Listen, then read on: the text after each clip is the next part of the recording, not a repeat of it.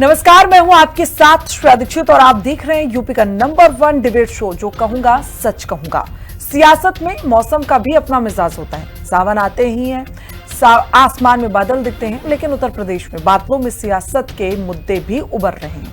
कल से शुरू हो रहे मानसून सत्र से बजट बिल और बहस का मंच नहीं होगा, बल्कि 2027 के विधानसभा चुनावों की दिशा तय करने वाला पहला राजनीतिक बड़ा घड़ा माने जाने वाला है।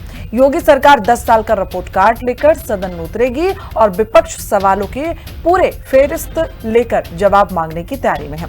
अनुपूरक बजट से लेकर कानून व्यवस्था और राम मंदिर चढ़ावा चोरी, किसान, महंगाई, बेरोजगारी समेत कई मुद्दों पर यूपी विधानसभा में तीखी बहस देखने को मिल सकती है। विपक्ष के पास राम मंदिर चढ़ावा चोरी का मुद्दा पहले नंबर पर हो सकता है। पहले एक रिपोर्ट देखिए और फिर उसके बाद इसी पर चर्चा। मॉनसून सत्र से पहले सपा अध्यक्ष अखिलेश यादव ने मुख्यमंत्री योगी आदित्यनाथ की अगुवाई वाली बीजेपी की डबल इंजन सरकार पर कुछ इसी अंदाज में हमला बोला। अखिलेश यादव ने प्रेस कॉन्फ्रेंस के दौरान न सिर्फ शिक्षा और रोजगार जैसे मुद्दों पर यूपी सरकार को घेरा, बल्कि राम मंदिर चढ़ावा चोरी मामले पर भी बीजेपी के हिंदू वोट बैंक में सेंध लगाने की भरसक कोशिश की। भाजपा सरकार के 10 साल में 26,000 स्कूल बंद हुए हैं। आपके पास कॉपी पहुंच गई होगी, उसमें पहले पेज पर अपील है।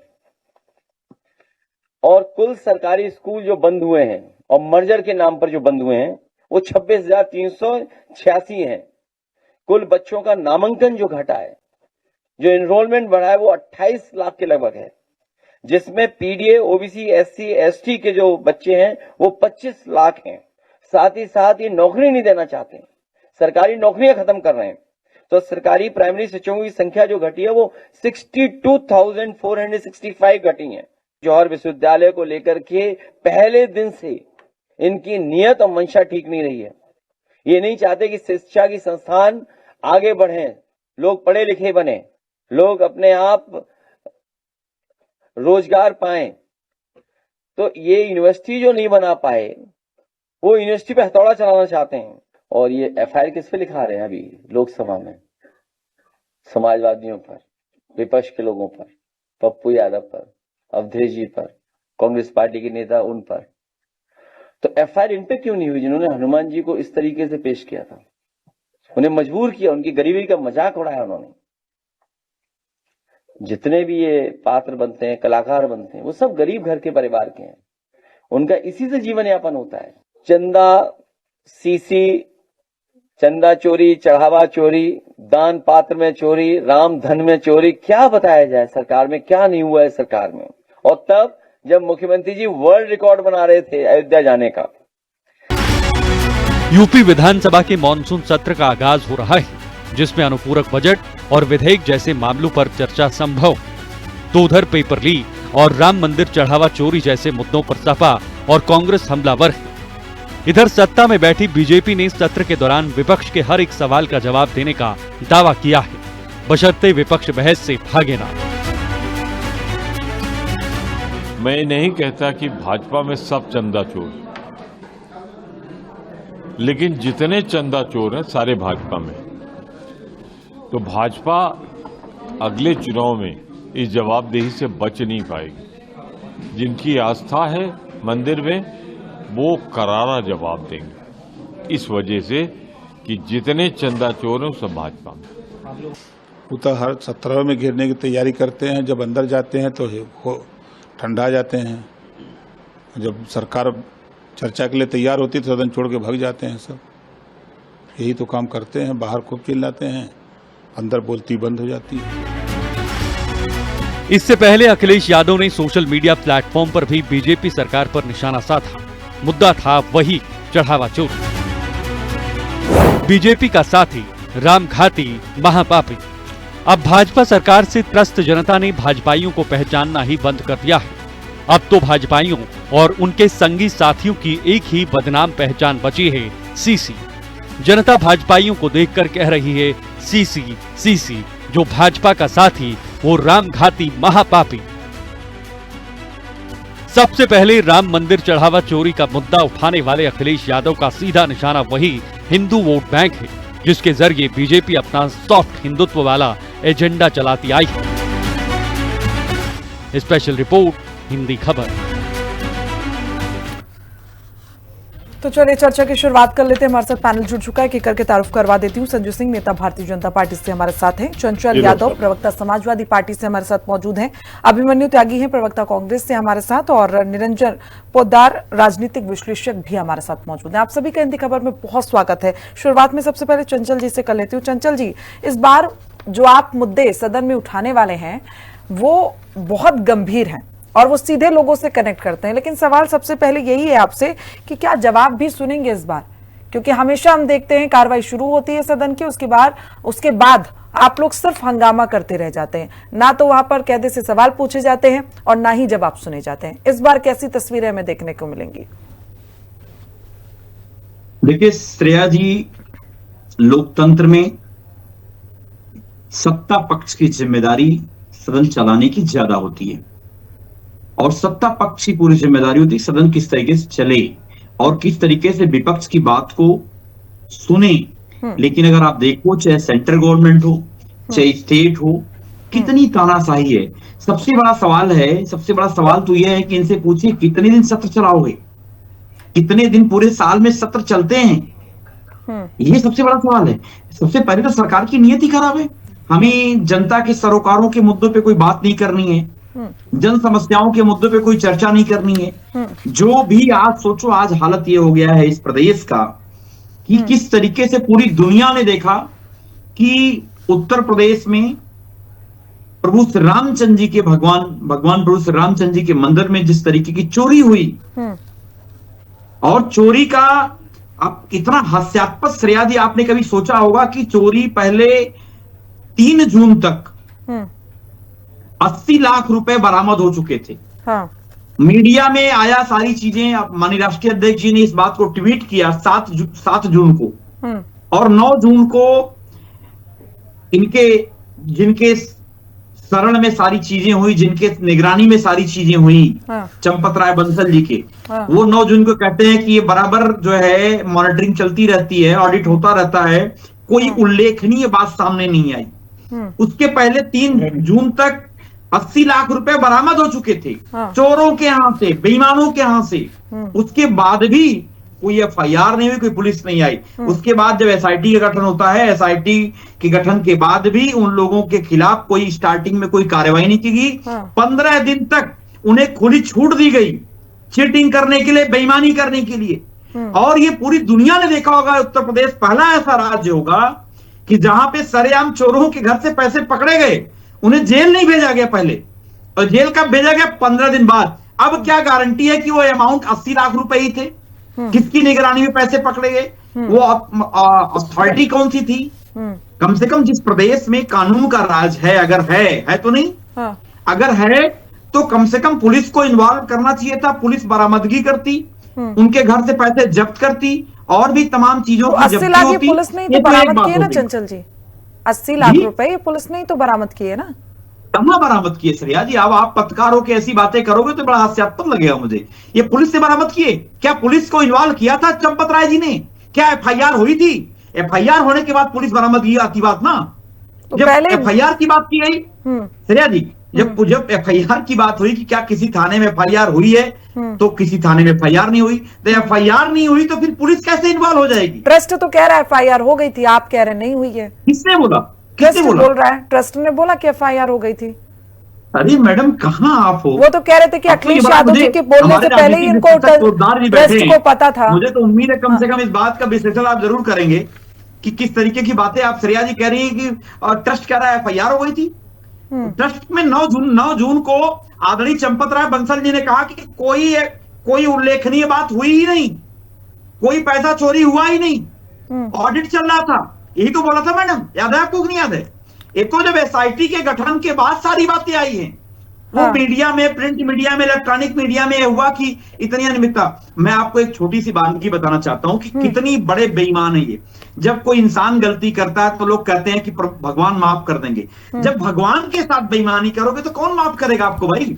तो मैं एक बात कहना चाहता हूं मैडम श्रेया जी, आप एक बात नोट कर लीजिए कि जब महाकुंभ के दौरान ये चल रहा था, महाकुंभ चल रहा था, उस दौरान ट्रस्ट ने बताया कि लगभग 16 करोड़ लोगों ने अयोध्या में दर्शन किए प्रभु श्री रामचंद्र जी के। अब अगर 16 करोड़ लोगों ने, यहाँ सब लोग प्रबुद्ध लोग बैठे हैं, हमारे संजय भी बैठे हैं, 16 करोड़ लोगों ने 200 रुपए भी दिए होंगे तो 3200 करोड़ रुपए इकट्ठा होता है। लेकिन ट्रस्ट ने क्या बताया कि 16 करोड़ लोगों ने महज केवल 84 लाख रुपए दिए, 84 करोड़ दिए। इट मीन्स कि 16 करोड़ लोगों ने 5-5 रुपए दिए, जो नोट भी नहीं चलती 5 रुपए की।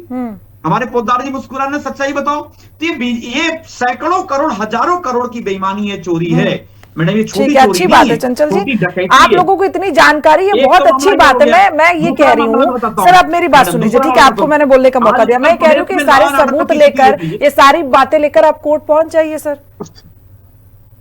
अरे गजब है। अच्छा आप एक बात बताओ, अरे गजब क्या इसमें? अब मैं कोई अगर आप पर आरोप लगाऊंगी तो मेरे पास सबूत होंगे उस पर, उस अदालत। सर चल देखिए, अभी ये मुद्दा ना सर राम मंदिर का नहीं है, यहाँ पर डिबेट का मैं सत्र शुरू हो रहा है उस पर बात कर रही हूँ, लेकिन आप मुद्दे उठा रहे हैं तो चलिए ठीक है। तमाम FIR हुई, उसके बाद तमाम लोगों ने FIR की, बिल्कुल की, लेकिन एक भी FIR की सुनवाई हुई क्या? एक भी FIR पर कार्रवाई हुई क्या? तो ये चलिए ठीक है, आगे बढ़ रहे। संजय सिंह जी, इस बार बहुत चुनौतियां हैं आप लोगों के सामने, क्योंकि विपक्ष पूरी तरीके से तैयार नजर आ रहा है। सबसे बड़ा मुद्दा है चढ़ावा चोरी का, तैयार है जवाब देने के लिए, क्योंकि ये जवाब सदन के अंदर आप बेशक देंगे, लेकिन इससे प्रभाव जो पड़ेगा वो जनता पर पड़ेगा और 27 के चुनाव में भी पड़ेगा। देखिए श्रेया जी, अखिलेश यादव जी लगता है रात में इनको मुंगेरी लाल के हसीन सपने आ रहे हैं और ये एकाएक से राम भक्त बन गए हैं। जो इनका है, जो रामद्रोही रहे, जो राम मंदिर नहीं बनने देना चाह रहे थे, एड़ी चोटी लगा दी, जिन पे पता नहीं ना जाने कितनी फंडिंग आई सपा पे कि वहां विदेशों से मुसलमानों ने दी, इनको सब गड़प कर गए, हजारों करोड़ रुपया इनको आया था, कहाँ चला गया? आज ये चंदा चोरी के नाम पे छाती पीट रहे हैं। अरे राम घाती आप कह रहे हो, आप रामद्रोही हो, आप पे जनता विश्वास नहीं करेगी। मैं एक बात कहना चाहता हूं, डॉक्टर राम मनोहर लोहिया जी ने उस समय कांग्रेस में थे, अल्मोड़ा में एक सम्मेलन था 1942 में, तो नेहरू जी को उन्होंने कहा था बहुरूपिया, बड़ी चर्चा हुई थी, बहुरूपिया बोला था नेहरू जी को डॉक्टर राम मनोहर लोहिया ने। तो ये बहुरूपिये हैं, राम मनोहर लोहिया जी के चेले जो है बहुरूपिये बनके नाटक करते घूम रहे हैं राम का भक्त होने का। देखिए इन पे कोई भरोसा नहीं करेगा, और भरोसा इसलिए नहीं करेगा, मैं बहुत सीधा कारण बता दूं, जब तक ये मदरसे वालों के साथ, मौलानाओं के साथ इनका गठजोड़ होगा, कोई हिंदू इन पे भरोसा नहीं करेगा। जब तक ये देवबंदियों के दोस्त हैं, बरेलवियों के दोस्त हैं, जिनके इशारे पर ये नाचते हैं, जब तक इनका सांसद रामपुर वाला जो लोकसभा में कहता कि हम जिहाद करेंगे, कोई हिंदू इन पे भरोसा नहीं करने वाला। ये जितना भी नाटक कर ले, अरे कहाँ पूजी योगी आदित्यनाथ जी, कहाँ अखिलेश यादव जी, क्या नाटक बना रखा है यार आप लोगों ने। और जो आपने नाटक किया है लोकसभा के बाहर, जनता ने देख लिया है कि आप लोग किस तरह से अपमान करते हैं। राहुल गांधी जी अब रोमन कैथोलिक हैं, उनकी हिंदू होने का पता ही नहीं है, जो कहते हैं कि जिन्होंने संसद में कहा था राम मंदिर में, मंदिरों में जो मूर्तियां होती हैं उनमें सर सुनिए, अगर आप ये कह रहे हैं कि आपकी पार्टी सबसे बड़ी पार्टी है हिंदुओं की, तो सर आप लोगों से ज्यादा तो फिर अपमान ही नहीं किया किसी ने। जब ये चोरी हो जा रही है सर राम मंदिर में, ये भी यही लोग थे ना सर, राम मंदिर में कौन चोर है सर? ये भी तो राम भक्त है ना, राम मंदिर में सेवा कर रहे हैं सर। ठीक है सर, आप उस मुद्दे पे रहिए, आप मुद्दे पे रहिए। अगर वो नहीं है, उनको हिंदुओं ने नकार दिया तो वो घर बैठे हुए हैं सर। डबल इंजन की सरकार है सर आपकी। अरे डबल इंजन नहीं है, बहुत पावरफुल सरकार है। और SIT का गठन हुआ, सुप्रीम कोर्ट में मामला गया है, क्या हुआ SIT का गठन कर रहा है। अब ये चौकीदार 15 दिन में रिपोर्ट देने वाली थी, कर रहे हैं। अरे क्या हुआ बताओ ना। भरोसा नहीं है इनको, भरोसा नहीं इन चोरों को। ये जो यूपी को लूट खाए थे, चोरों को भरोसा नहीं है। ये आज कह रहे हैं कि हम भगवान के बड़े भक्त हैं। यार ये कहां से भक्त हो गए? जो रामद्रोही रहे हैं, जो बिल्कुल बनने नहीं देना चाहते थे।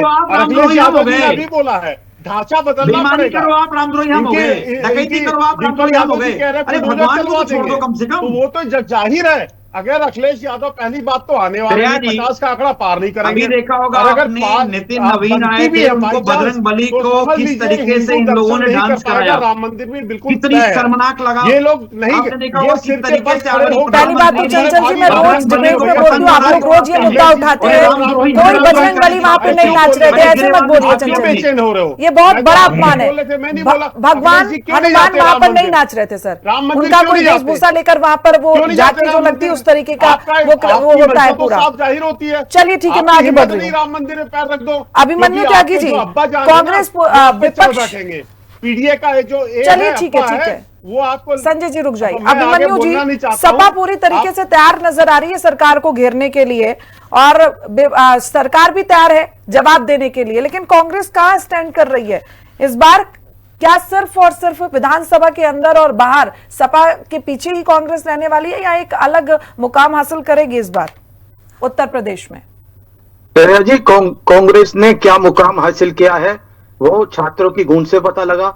वहां दिल्ली में छात्रों मैं सीटों की बात कर रही के हूँ दौरान अभिमन्यु जी। राहुल गांधी जी के एक्शन से मैं पता लगा। मैं सभी से जोड़ रहा हूँ, ये तो हाँ। भारत में ही उत्तर प्रदेश है। मैं एक बात बीच में कहना चाहूंगा, हमारे भाई हैं संजय जी, थोड़ा गरिमा से बात करें, गरिमा में रह के बात करें। और रोमन कैथोलिक ये सब जो बातें कर रहे हैं, तो आप ये ना समझे कि राहुल गांधी जी है सामने बैठ के वो नैतिकता की बात करेंगे, ऐसा है। देखिए संजय जी, तमीज में बात कीजिए, हद से बाहर मत कीजिए। संघ का कार्यालय नहीं है, आप लहजे में है ना, आप अपना लहजा ठीक रखिए।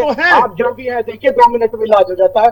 आप जो भी है फालतू ना बात कीजिए, खासकर हमारे सामने थोड़ा तमीज में बात किया कीजिए। यहाँ फालतू निजी टिप्पणी आप मत कीजिए। बेतमीज की कोई बात ही नहीं की। आप आप क्यों बेचैन होने लगे रोमन कैथोलिक के नाम पर? भाई उनके बाबा इज्जत से बात करेंगे तो राहुल जी के बाबा पारसी थे, से बात करेंगे। संजय जी, तो हिंदू कहाँ से हो अरे गए? छोड़ दीजिए ना संजय जी, अभी अब ऐसे तो डिबेट खत्म हो जाएगी, समय भी नहीं लगा। कौन क्या था, किसके परदादा क्या थे, वो छोड़िए ना सर। अभी कौन क्या है इस पर बात कर रहे थे, इस पर डिबेट नहीं हो रही। आप लोग ना बहुत मुद्दे से भटक जाते हैं, बात नहीं होती, और यही संसद के अंदर और संसद के बाहर भी चलता रहता है। सत्र शुरू जरूर हो रहा है, लेकिन वो आज वो तस्वीर नजर आ रही है क्या होने वाला है। चलिए रुकिए संजय जी, संजय जी रुक जाइए। अभिमन्यु जी आप भी पॉइंट पर आइए, अभिमन्यु जी पॉइंट पर आइए, छोड़िए। भारत को उनसे तो राहुल गांधी मिलते हैं, जो मैया जैसे लोगों से ज्यादा बेहतर है। हो गया अभिमन्यु जी, आप पॉइंट पे आइए। की बात करते हैं। हाँ देखिए श्रेया जी, आपको भी टूकना चाहिए था। देखिए फालतू बात करते हैं, हम लोग भी गरिमा राष्ट्रीय पार्टी के हम प्रवक्ता हैं। ये बातें ठीक नहीं है, शोभा नहीं देती, और आप ये प्रवक्ता भी नहीं है, आप इनको क्यों बिठाती हैं यहाँ पर? इस तरीके की बातें करते हैं रोमन कैथोलिक। अरे अभिमन्यु जी, आप मुद्दे पर आएंगे कि नहीं आएंगे सर? मैंने टोका तो था सर ना, अभिमन्यु जी टोक तो दिया था। आप तो मुद्दे पर आइए। जो जी में मन में आएगा वो बोलते रहेंगे आप यहाँ। नहीं लगाओगे, नहीं, वो सच आप है। बराबर में बात कीजिए। आप क्या बात कर रहे हैं? बुरा लगेगा आपको, ये कड़वा सच है। 65% लोगों के नेता है तमीज आपको? क्या प्रोटोकॉल है, तमीज है आपको? अकोच कर रहे हैं भाई अब आप जो भी मन में आ रहा है आपके पास जवाब नहीं, आप बौखलाओ मत। अभी आप क्या बोल रहे हो, क्या कह रहे हो, अरे आपको आप खुद ही नहीं जवाब पता। दीजिए, बौखलाइए मत। यही कर लेते सर, डिबेट छोड़ देते ना सर, सारे मुद्दे छोड़ देते, यही कर लेते हैं। क्या संस्कार है वो दिख रहे हैं? कैसे सर आप लोग बातें कर रहे हैं? क्या चल रहा है सर? डिबेट चल रहा है ना सर, कैसे कर लोगे? गली नुक्कड़ की लड़ाई थोड़ी ना चल रही है, आप लोग चुप ही नहीं हो रहे। अभिमन्यु जी मुद्दे पर आइए, मुद्दे पर आइए। क्यों बोल रहे हैं फिर? अरे आप मुद्दे पर आइए भाई, उनको चुप तो करा दिया सर, मुद्दे पर आइए। दिख रही है, ये रोमन कैथोलिक की बात कर रहे थे, आपने क्यों नहीं रोका इनको? अरे मैंने रोका उनको, अरे क्या दिक्कत रोक है दिया। रोमन कैथोलिक अरे संजय जी आप चुप हो जाइए, क्या प्लीज दिक्कत चुप हो है जाइए। रोमन संजय जी की आवाज डाउन कीजिए। और अभिमन्यु जी आप मुद्दे पर आ रहे हैं कि मैं आगे बढ़ूं? समझे ना, आप मुद्दे पर बात करेंगे कि मैं आगे बढ़ूं सर? जाकर आपके जैसे 360 घूमते हैं, बकवास कर रहे हैं आप बैठकर। चलिए अभिमन्यु जी आप मुद्दे पर आइए। फिर खामी खामे बोल रहे। देखिए श्रेया जी, मोदी जी ने खुद वादा किया था 2 करोड़ रोजगार देंगे, रोजगार घटा हुआ है। बड़ी से बड़ी जो कंपनीज हैं, जो इन्वेस्टमेंट की बात करते हैं, इन्वेस्टमेंट तो दूर की बात है, जो यहाँ की इंडस्ट्री है वो भी बंद हो गई है। एमएसएमई का रिकॉर्ड है वो भी बंद हो रहा है। तो देश पे जो घाटा है वो घाटा बढ़ता जा रहा है, देश पे जो कर्जा है वो कर्जा बढ़ता जा रहा है। हमने हाल के वर्षों में देखा, जब से भाजपा सरकार आई है, पिछले 12 वर्षों में केंद्र में आई है, 152 पर्चे लीक हुए हैं, 7.5 करोड़ जो बच्चे हैं, जो परिवार है वो प्रभावित हुए हैं। अकेले एक नीट एग्जाम की तैयारी में हमारे आपके परिवार के जो खर्चा है वो 1.32 यानी 1.32 लाख करोड़ का खर्चा है। और भारत का जो शिक्षा पे जीडीपी का जो खर्चा है वो 1.42 लाख करोड़ है। यानी आप देखें कितना खर्चा होता है आम जनता का, और पर्चा लीक हो जाता है, एक भी गिरफ्तारी नहीं है। ये सरकार का काम है। दूसरा, चढ़ावा चोरी हुई, खुलेआम डकैती डाली गई, और उसका नतीजा ये है 15 से 20 लाख रुपए रोज जो चढ़ावा आता था आपके और हमारे जैसे लोग देते थे।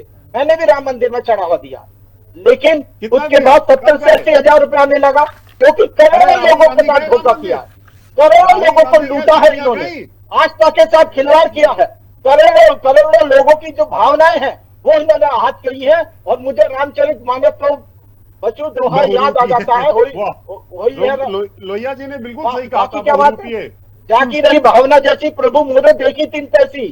जो जिसकी भावना हमारी भावना श्रद्धा की है तो हम जाके भगवान का नाम लेते हैं, जो चढ़ावा है वो चढ़ावा चढ़ा देते हैं। इनकी भावना लूट की है, लूट बचाए जा रहे हैं, अपने लोगों को बचाए जा रहे हैं। और अगर कोई सवाल करता है उसे देशद्रोही कहते हैं, कोई सवाल करता है तो उसे कह देते हैं विदेश से पैसा आ रहा है आपके पास, कोई सवाल कर देता है उसे रोमन कैथोलिक कह देते हैं। देखिए कितनी शर्मनाक बात है। आप ही की डिबेट में इन्होंने कहा, लीडर अपोजिशन को कहा है, इन्होंने कहा है रोमन कैथोलिक विरोध करता है, किसान विरोध करते हैं, मैंने तो नहीं कहा रोमन कैथोलिक होना बुरी बात है, तो उनको कह देते हैं विदेश से फंड मिला हुआ है। मैं जैसे हिंदू यही वो लोग हैं जो देश को खाए जा रहे हैं दीमक की तरह। देश में बच्चे आत्महत्या कर रहे हैं, बस नैतिक जिम्मेदारी किसी की नहीं है। अरे एक जिम्मेदारी तो आप लोग लीजिए ना, कम से कम कोई जिम्मेदारी लीजिए। किसान आपसे परेशान है, नौजवान आपसे परेशान है, आम गृहिणी आपसे परेशान है। चलिए ठीक है, मैं आगे बढ़ रही हूँ। निरंजन जी, जा रहे हैं बड़ी चुनौतियां इस बार 2027 के चुनाव में, लेकिन उससे पहले आज ये डिबेट के हालात बता रहे कि कल सत्र में भी बड़ी चुनौतियां रहेंगी। ये चलने वाला लग नहीं रहा है, अभी से हालात ऐसे लग रहे हैं। देखिए श्रेयस, मेरा ये मानना है कि अगर सत्र चलता है तो मेरे हिसाब से कहीं ना कहीं विपक्ष को इसके अंदर एक लाभ होता है, क्योंकि आपको पता ही है कि भाई सरकार के पास तो अनेक संसाधन होते हैं अपनी बातें और अपने कामों को जनता तक पहुंचाने का। लेकिन विपक्ष के पास जब जो भी राजनीतिक पार्टी विपक्ष में होती है उसके पास सीमित संसाधन होते हैं, और कहीं ना कहीं जो मुख्य धारा का जो समाचार जो पत्र है या मुख्य धारा के जो मीडिया है वो भी ज्यादा सत्ता के अंदर जो होता है उसको ज्यादा दिखाने का प्रयास करता है। तो मेरे हिसाब से विपक्ष के पास जो है एक बहुत अच्छा प्लेटफॉर्म ये होता है कि जब वो सदन के अंदर किसी मुद्दे को उठाते हैं, सदन को चलने देते हैं, और वहां पे अगर मान लीजिए अपनी तैयारी करके जाते हैं और मुद्दों के आधार पे सरकार को घेरते हैं या जनता की बातें करते हैं, और कहीं ना कहीं सरकार को अगर उस चीज के लिए थोड़ा सा नर्वस करते हैं, तो वो मेरे हिसाब से किसी भी विपक्षी दल के लिए बहुत ज्यादा राजनीतिक रूप से लाभकारी होता है। लेकिन ये चीज मैं देख करके बड़ा आश्चर्यचकित हूं कि पिछले कुछ वर्षों से पता नहीं क्या राजनीति है, रणनीति बनाने वाले कौन है, क्या सोच है, क्या अप्रोच है, हो सकता है हमारी सोच वहां तक नहीं पहुंच पाई हो कि विपक्ष कहीं ना कहीं सदन को बाधित करने का प्रयास करता है। हो हंगामे के अंदर वो सोचता है कि हमारा स्कोर बन रहा है, लेकिन मेरा ये मानना है कि उनके लिए स्कोर बनाने का जो अवसर था वो गंवा रहा है। चाहे इसके अंदर आप केंद्र के अंदर देख लीजिए, चाहे इसके अंदर आप राज्यों के अंदर देख लीजिए। और इसमें एक चीज और है, सत्ता पक्ष कहीं ना कहीं इस चीज को लेकर के थोड़ा सा राहत महसूस करता है जब सदन नहीं चलता है, क्योंकि देखिए जवाब नहीं देना पड़ता, सोशल मीडिया के ऊपर मैं बता रहा हूं, सोशल मीडिया के ऊपर प्रेस कॉन्फ्रेंस के अंदर आप कुछ भी बोल सकते हैं, लेकिन जब आप सदन के पटल के ऊपर कोई बात कहते हैं तो आपको जिम्मेदारी से बात कहनी पड़ती है। आपके आंकड़ों के अंदर कोई बाजीगिरी नहीं चलती, आपके आंकड़ों के अंदर कोई जादूगिरी नहीं चलती। वहां पे आपको जो भी बात करनी पड़ती है वो सदियों के लिए रिकॉर्ड में आता है। तो इसलिए वहां पे अगर सरकार को घेरा जाए तो मेरा यह मानना है कि सरकार उससे ज्यादा असहज हो नहीं सकती। लेकिन वास्तविकता अब जो भी है उसके लिए अब क्या ही कहा जा सकता है। रही बात जिस तरीके से बात अभी जैसे चंदा चोरी की चल रही थी, देखिए सरदार जी, किसी को मेरी बात अच्छी लगे बुरी लगे वो एक अलग विषय है, लेकिन वास्तविकता ये है कि इस चीज में कोई इनकार नहीं कर सकता कि जिस प्रकार से ये घटनाक्रम निकल करके सामने आया। और एक विषय और बीच में आया था, मैं थोड़ा सा उसके अंदर आपकी भी जानकारी को दुरुस्त कर दूं, और वो ये है कि 5 तारीख तक कहीं ये चंदा चोरी की जो सुबुगाहट थी, इसको जो ट्रस्ट है या जो राम मंदिर प्रबंधन है उसके द्वारा इसको दबाया जा रहा था, इसके अंदर लिपापोती करी जा रही थी। बिल्कुल। लेकिन जैसे ही 5 तारीख के बाद में इसके लिए अखिलेश यादव जी मुखर हुए और अखिलेश यादव जी ने कहीं ना कहीं तथ्य परख जब उस चीज के लिए बातें करी, तो जाकर के ये मामला मीडिया के अंदर और ये मामला गंभीर हुआ और कहीं ना कहीं भारतीय जनता पार्टी इसके अंदर बैकफुट पे आती हुई दिखी।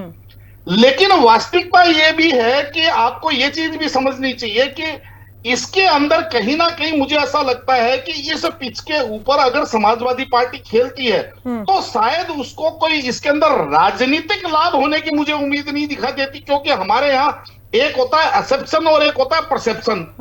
तो आप इस चीज को समझ के चलिए कि जो परसेप्शन, जो एक्सेप्शन होता है उससे वोट नहीं मिलते हैं, वोट मिलते हैं परसेप्शन से। और आज की तारीख में चाहे आप कितना ही इसके लिए दोष आरोपित कीजिए, लेकिन ये परसेप्शन नहीं बना सकते। जैसे एक उदाहरण के तौर पे मैं बताता हूं, कोई इसको अन्यथा ना ले और किसी को अप्रिय ना लगे। आपको पता होगा 2017 में सत्ता परिवर्तन के बाद में एक जुमला छोड़ा गया और एक प्रकार की आप ये समझ लीजिए अखिलेश जी की ख्याति के ऊपर एक डेंट करने का प्रयास किया कि टोटी चोर के ले गए, टोटी चोर। उनके लिए एक एक्सेप्शन तो उन्होंने बनाया लेकिन परसेप्शन नहीं बन सका। और ऐसा नहीं है कि उस चीज को लेकर के अखिलेश जी का कोई वोट बैंक उससे कोई छिटक गया या उससे कोई भारतीय जनता पार्टी को बड़ा लाभ हो गया। हाँ, ये जरूर है कि किसी को सामने वाले को उसके लिए शर्मिंदा जरूर किया जा सकता हो। तो उसी तरीके से आज भारतीय जनता पार्टी चंदा चोर है, भारतीय जनता पार्टी के मुख्यमंत्री चंदा चोर है, ये कहकर के आप इनको शर्मिंदा तो कर सकते हैं, इनको आप बैकफुट पे तो ला सकते हैं, लेकिन मुझे लगता नहीं कि जनता को ये बात हजम हो रही है। और ये बात मैं इसलिए भी कह रहा हूं, अभी यहाँ पे समाजवादी पार्टी के प्रवक्ता स्वयं कह रहे थे कि 3 जून को 80 लाख रुपए इन्होंने बरामद कर लिए और पुलिस को इन्होंने इन्वॉल्व नहीं किया, तो फिर बरामद किसने कर लिए? उसी प्रबंधन कमेटी ने, उसी व्यवस्था ने, जिस व्यवस्था को आप बड़े चोर बता रहे हो। तो अगर वो बड़े चोर होते, उन्होंने स्वयं चोरी करी होती, तो क्या वो स्वयं से स्वयं को बरामद करते? भाई उन्होंने जो चंदा चोर थे, जो वहां पे जो गंदी मछलियां थी, वहां इसके अंदर चंपत राय जी का ये सब मानते हैं कि चंपत राय जी का जितना घमंड और जितना अहम और वहम हो गया था, और वो कहीं ना कहीं राम मंदिर को अपनी व्यक्तिगत बपोती समझने लग गए थे, उससे सब लोग इस चीज को समझते कि चंपत राय की त्रुटि तो है, लेकिन ऐसा नहीं है कि भाई चंपत राय इस चोरी के अंदर सम्मिलित थे। अगर वो सम्मिलित होते तो वो व्यक्तिगत रूप से जाकर के और वो 80 लाख रुपए बरामद करके नहीं लेके आते। आप इस चीज को भी समझ के चलिए, क्योंकि जब चोर का सहयोगी हो, कोई आदमी चोर का सहयोगी होता है तो वो चोरी के माल का बंटवारा मैं आपकी बात समझ रही हूँ, लेकिन इस बीच जो मुद्दा बातें उठ रही ना, वो ये उठ रही हैं कि क्या कोई बड़े स्तर में बैठे व्यक्ति को भनक तक नहीं लगी कि क्या चल रहा है अंदर? मतलब ये ऐसा तो मुझे नहीं लगता कि पॉसिबल है। देखिए श्रद्धा जी, निश्चित रूप से आपको मैं बता रहा हूं, इसके अंदर ऐसा नहीं है कि भनक नहीं लगी, और ऐसा भी नहीं है कि सब कुछ ठीक था। इस चीज को भी आप मान के चलिए, क्योंकि जब मैंने हर बार एक ही बात कहता हूं, चाहे कोई व्यक्ति हो, कोई संस्था हो, कोई राजनीतिक दल हो, कोई भी हो, अहम और वहम इस दुनिया की सबसे बड़ी घातक बीमारी है। और जब आप किसी अयोग्य व्यक्ति को उसकी योग्यता से ज्यादा अगर कोई कहीं आप उसको शक्ति या उसको पद दे देते हैं, तो फिर उसके बाद में उसका जो अहम है वो कहीं आसमान को छूने लगता है। और कहीं ना कहीं मेरे हिसाब से भारतीय जनता पार्टी की केंद्र के द्वारा चंपत राय जैसे व्यक्ति को इतने बड़े आप ये समझ लीजिए, जहां पे भारतीय जनता पार्टी को ये समझना चाहिए था कि जहां पे एक विश्व के सनातन समाज का एक आस्था का केंद्र था, जिसके लिए लगभग 550 वर्षों से पीढ़ियों ने प्रतीक्षा करी, उस चीज के लिए आप एक ऐसे दृष्टिहीन व्यक्ति को अगर आप इतना बड़ा अगर जिम्मेदारी दे देंगे, तो निश्चित रूप से आप अपने लिए भी घातक कर रहे हैं। ठीक है चंचल जी बोलिए। एक चीज मुझे आप बताइए, कोई पोदार जी ने अच्छा विश्लेषण किया, लेकिन मुझे इनकी बातों में एक बात आई। भूमि पूजन किसने किया? प्रधानमंत्री मोदी जी ने। उद्घाटन किसने किया? मोदी जी ने। प्राण प्रतिष्ठा किसने की? मोदी जी ने। ध्वजारोहण किसने किया? मोदी जी ने। ट्रस्ट किसने बनाया? मोदी जी ने। चुन चुन के अपने लोगों को ट्रस्ट में शामिल किसने किया? मोदी जी ने। और आप मुझे बताओ एक बात, आरटीआई से भी बाहर किसने किया? मोदी जी ने। अब जब चंदा चोरी हुई है और जहां का मुख्यमंत्री ये गर्व फील करता हो कि हम हर महीने में 2-3 चक्कर अयोध्या लगाते हैं, इतने चक्कर लगा ले अयोध्या काशी के, और अयोध्या में चोरी हो, उसे कानो कान खबर तक न लगे। दूसरी बात, पोद्दार जी मुझे बड़ी ईमानदारी से बताइएगा, एक मैंने सवाल किया था आपसे, खुद ट्रस्ट ने बताया कि 16 करोड़ लोगों ने महाकुंभ के दौरान अयोध्या में दर्शन किए। तो आप मुझे बता दो, क्या एक व्यक्ति, सब लोग कोई पैसा डोनेट नहीं करता, या कोई एक व्यक्ति 5 रुपए देने गया होगा? मैं आपको बताता हूं पोद्दार जी, अगर प्रभु श्री रामचंद्र जी की बात है, हम लोगों को ईमानदारी से बात करनी चाहिए, क्योंकि ईश्वर सब कुछ देखता है। और दिल पे हाथ रख के बताऊं आपको, मेरे ऐसे, आजमगढ़ जिले से मैं आता हूं, मेरे ऐसे 3 लोग जानने वाले हैं जो 11-11 लाख रुपए डोनेशन दिए थे, और 20-20, 25-25 हजार, तो ऐसे 200 लोगों को मैं खड़ा करूं जिनको मैं जानता हूं। और मैं 2 बार गया हूं, 100-200 रुपए जाके मैं दिया हूं, 200 रुपए दे, एक बार 500 रुपए दिया हूं। तो कोई व्यक्ति एक बार जाएगा, संजय जी मुस्कुराइए, क्योंकि डकैती में आप लोग भी को बंटवारा हुआ होगा। मैं एक बात कहना चाहता हूं कि कम से कम ये सोचिए, कोई व्यक्ति 16 करोड़ लोग गए होंगे, अगर 100 रुपए भी दिए होंगे श्रेया जी, तो 1600 करोड़ रुपए होते हैं। तो आप मुझे बताओ, 1600 करोड़ रुपए बताने के बजाय चंपत राय बंसल जी ने बताया कि 84 करोड़ रुपए मात्र आए।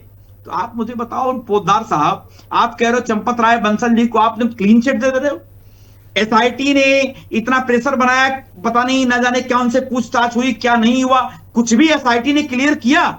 और मुझे आप बताओ, महाकुंभ के दौरान न जाने कितने लोगों ने, कितने लोगों की जान चली गई, क्या निकला वहां पे, क्या जांच हुई, क्या पड़ताल हुई, जी जवाब दे चला। ठीक है, आप बताइए एक बात और मैडम, ठीक है, ईमानदारी से बात जवाब दे रहे हैं। आप मुझे एक सिंपल सी बात बताइए, आपने कहा कि ट्रस्ट अगर इतना एक्टिव ना होता तो कैसे पकड़ लेता?